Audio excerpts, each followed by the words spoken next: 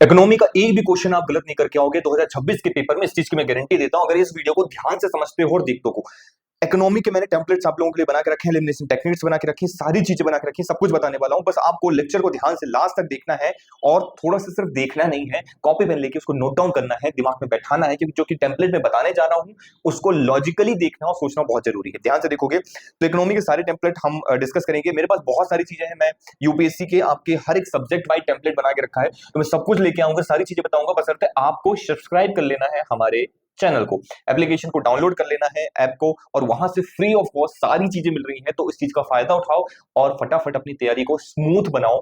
सब कुछ सिर्फ लर्निंग नहीं होती है कि नॉलेज का ही काम होता है कि सिर्फ अगर तुम्हारे पास नॉलेज है पढ़ लिख गए और उससे काम हो जाएगा। लिमिटेड नॉलेज में आप किस तरीके से चीजों को अप्लाई करेंगे वो असली यूपीएससी एस्पिरेंट होता है। तो चलिए स्टार्ट करते हैं without in delay. Question number 1, technique number 1 देखते हैं। इकोनॉमी का ये क्वेश्चन आप लोगों के सामने है, ध्यान से देखिए इस क्वेश्चन को। What is the most likely advantage of implementing goods and service taxes? अब मैं क्वेश्चन पढ़ने की आपको ज्यादा जरूरत भी नहीं है। इकोनॉमी का जब भी क्वेश्चन आए वहां पे कभी भी अगर आपको एक्सट्रीम वर्ड्स दिख रहे हैं, you just have to omit in the economy section. ध्यान से सुनना, इकोनॉमी सेक्शन की बात कर रहा हूं, बाकी किसी और सेक्शन की बात नहीं कर रहा हूं। वहां पे अलग तरीके के टेम्पलेट काम करते हैं, पर इकोनॉमिक सब्जेक्ट के क्वेश्चन में जब भी एक्सट्रीम वर्ड्स आती है तो वहां पे 99% चांस होता है इनकरेक्ट का। सर 1% क्यों नहीं होता? देखो 1% तो कोई भी नहीं बता सकता। 100% श्योरिटी जो दे रहा है वो समझ लो कि वो पूरी तरीके से बेईमान है, झूठ बोल रहा है ना, क्योंकि भगवान ध्यान से देखना। तो देखो, it will replace the multiple taxes collected by the multiple authorities and will create a single market. General statement है, येलो कलर से किया है, सही है।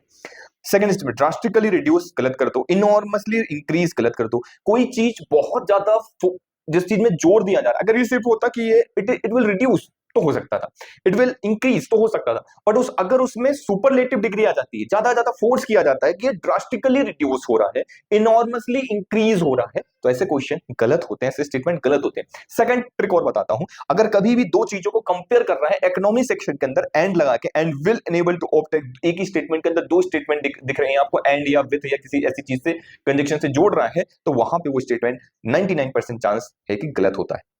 देखिए second number, which one of the following occurred in India after liberalisation economic policy 1991। ध्यान से अब देखना, अब इनॉर्मसली इंक्रीज दिख रहा है आपको, दिख रहा है इनॉर्मसली इंक्रीज, खत्म कर दोगे। क्वेश्चन नंबर स्टेटमेंट 1 को जैसे ही आपने कट किया वैसे ही ऑप्शन ए और डी खत्म हो गए, सिर्फ बचे बी और सी, 2 3 4 या 2 3, इन दोनों में से कौन सा होगा? जैसे हमको पता है कि जब भी हम 50-50 रेशियो में आते हैं तो हम क्या करते हैं, हम जनरली उन स्टेटमेंट्स के साथ जाते हैं जिसमें ज्यादा ऑप्शन होते हैं, तो हम 2 3 4 के साथ आगे बढ़ जाएंगे। यहां पे देखोगे सर, स्टेटमेंट नंबर 4 जो है, India foreign exchange reserve increase enormously, पर ये सही है। मैंने बोला ना 99% चांस है कि गलत होने के, लेकिन 1% चांस है सही होने के, वो 1% चांस ये है।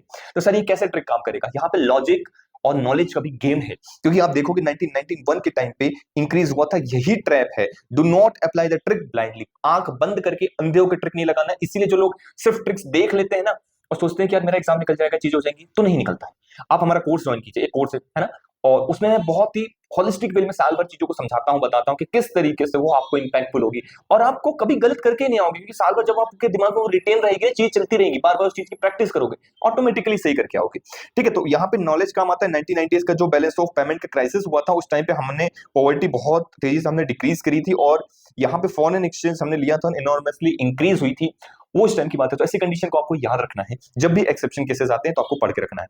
Question number this you have to see, 2020 में पूछा गया है।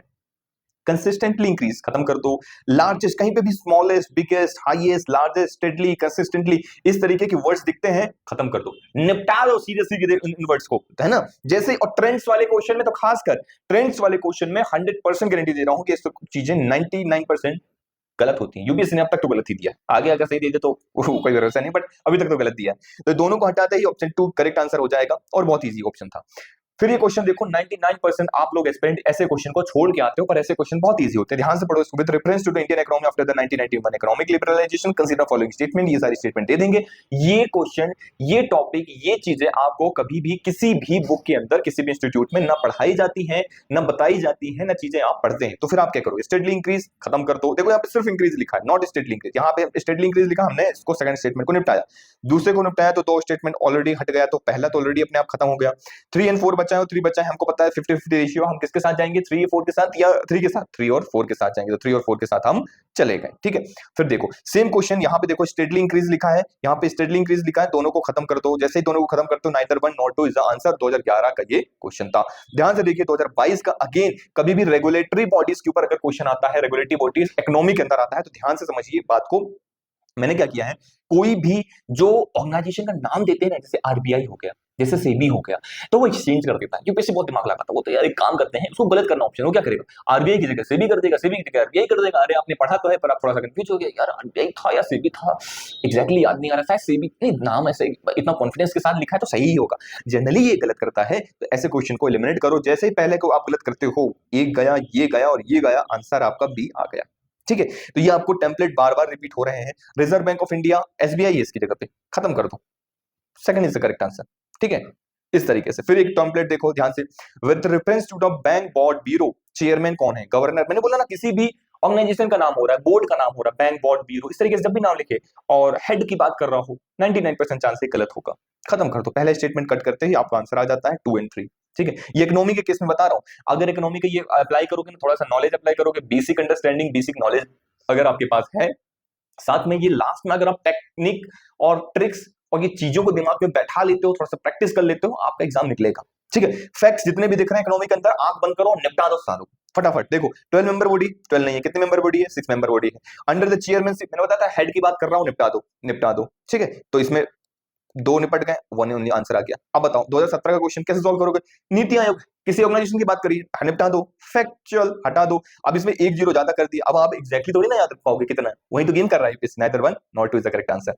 देखा किस तरीके से हम फटाफट देख रहे हैं। अभी देखो, अरे सर आप मत करो, मैं करके दिखाता हूं, कमेंट डाउन करो, कमेंट डाउन करो। आप बता दो कि 3.2% सर है ये फैक्ट्स, इसको निपटा देते हैं हम। जैसे इसको निपटाते हैं, पहला स्टेटमेंट को खत्म करते हैं, सीधे सीधे आंसर आ जाता है डी आपका, कुछ करना ही नहीं है, फटाफट हो रहा है। ध्यान से देखो इस क्वेश्चन को, 2023 के अंदर क्वेश्चन पूछा गया, exemption from the tax and dividend tax. यहाँ पे लॉजिकली थोड़ा सा समझना है। ये मैंने निकाला है कि जब भी यूपीएससी टैक्स के ऊपर कोई भी सवाल पूछ रहा है, वो बोल रहा है कि सर टैक्स जो है ऐसा हो रहा है, टैक्स जो है वैसा हो रहा है, इस पे टैक्स अप्लाई होता है, इस पे टैक्स अप्लाई नहीं होता है, कुछ भी इस तरीके स्टेटमेंट दे रहा है। जैसे दे रहा है कि ए और बी दो फिगर की बात कर रहा है, in this A is taxable and B is non taxable, ऐसा देगा, ए इज नॉन टैक्सेबल और बी इज टैक्सेबल। तो जनरली वो क्या करता है, वो फ्लिप करता है यहाँ पे, है ना। तो ऐसे स्टेटमेंट 99% चांस है गलत होने के। तो देखो एग्जेप्शन फ्रॉम द टैक्स हटा दिया, जैसे हटाया डी स्टेटमेंट, डी आंसर आ गया। अब ये देखो यूपीएससी 2022 का क्वेश्चन है, The interest received as well as capital gain IIB is non taxable। आप क्या करोगे, निपटा दोगे नॉन टैक्सेबल को। जैसे ही आप 3 को निपटाते हो, आपका आंसर ए आ जाता है, 1 and 2 is the correct answer. देखा सर कितना इजी हो गया है, सर आपने तो बिल्कुल बहुत इजी बना दिया सर। बिल्कुल बच्चा, आप लोग हमारे साथ जुड़े रहोगे, चैनल को सब्सक्राइब करोगे, लाइक करोगे, कमेंट करोगे, एक हाइप वाला बटन होता है जरूर उसको दबाना। अगर आप यहाँ तक देख रहे हो तो यकीनन आपने उतना कैपेबिलिटी है, चीजें हैं करने की, आप कर सकते हो और आप करोगे।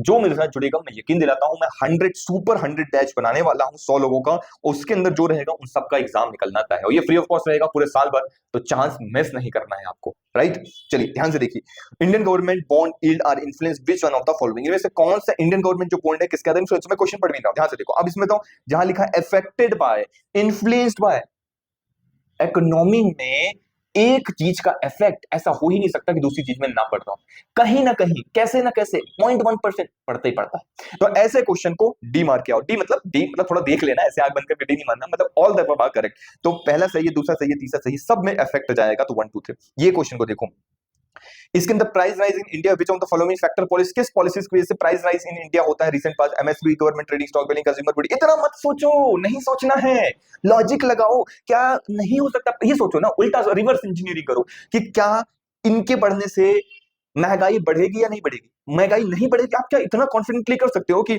अगर एमएसपी को बढ़ाते हैं तो महंगाई नहीं बढ़ेगी। सर नहीं नहीं, महंगाई बढ़ नहीं सकती, कह सकते हो, नहीं कह सकते हो, तो आप डी आंसर लगा के आओ। 1 2 3 4 सभी कहीं करेक्ट है। मतलब जब भी ऐसा इन्फ्लुएंस बाय, अफेक्टेड बाय चीजों से इकोनॉमी में उस चीज का इफेक्ट दिख रहा हो, ऐसे स्टेटमेंट जनरली सही होते हैं। 100% चांस है ऐसे स्टेटमेंट करेक्ट होते हैं। तो आज हमने इकोनॉमी की ये सीरीज देखी है, इकोनॉमी का हमने ट्रिक्स देखे हैं, एलिमिनेशन टेक्निक देखी है। मैं कहूंगा this is what we call the observation. हम इसे ऑब्जर्वेशन करेंगे, हम इसे एनालिसिस कहेंगे कि हमने डिफरेंट एनालिसिस किया, काफी समय दिया, सालों की मेहनत होने के बाद ये चीज सामने आती है। तो कैसा लगा आज का वीडियो आपको कमेंट सेक्शन के अंदर बताना है, लेक्चर को शेयर करना है, चारों तरफ फैला देना है, एप्लीकेशन को डाउन करना है और खूब धूम मचा देनी है। एक वीडियो को हाइप जरूर देना है आपको, कि अगर आप हाइप दोगे तो ही ये रिकमेंडेशन में जाएगी, लोगों की ये चीजें आगे बढ़ेंगी। तो मैं चाहता हूं ये चीजें आगे बढ़े और बहुत सारे स्टूडेंट को इसका फायदा मिले। चलिए तब तक के लिए thank you very much for the discussion.